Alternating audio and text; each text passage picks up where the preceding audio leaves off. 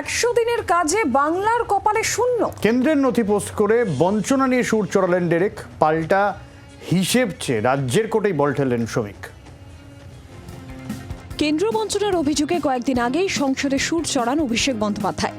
100 দিনের কাজে কেন্দ্রের মোদী সরকার বাংলাকে কত টাকা দিয়েছে তার হিসাব প্রকাশ করার চ্যালেঞ্জও ছোড়েন ডায়মন্ড হারবারের তৃণমূল সাংসদ।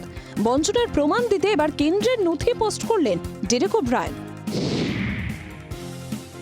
রবিবার এক্স হ্যান্ডেলে একটি নথি পোস্ট করে ডেরেক লেখেন, 2021 সালে নির্বাচনে হারের পর থেকে বিজেপি সরকার বাংলাকে কি দিয়েছে তা নিয়ে অভিষেক বন্দ্যোপাধ্যায় ও তৃণমূল শ্বেতপত্র দাবি করেছে। অবশেষে মোদী সরকার স্বীকার করল যে 100 দিনের কাজে বাংলার জন্য বরাদ্দ শূন্য। রাজ্যসভায় জবাব থেকে এর প্রমাণ মিলল। বঞ্চনার ব্লুপ্রিন্ট তৈরি হয়েছিল 2021-এর নির্বাচনের হারার পরে।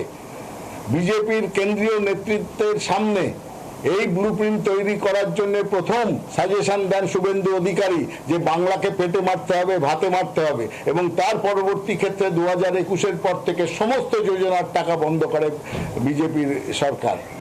বিজেপির পাল্টা দাবি, রাজ্য সরকার হিসেব না দেওয়ার কারণেই কেন্দ্রীয় বরাদ্দ থেকে বঞ্চিত বাংলার মানুষ। মাত্র কয়েকদিন আগে রাজ্যসভায় দাঁড়িয়ে দেশের গৃহমন্ত্রী অমিত শাহ যখন বিবৃতি দিলেন, তখন তৃণমূল কংগ্রেসের প্রত্যেকেই হাউসের মধ্যে ছিলেন, সব অন্য সময় তারা প্রতিবাদ করেন।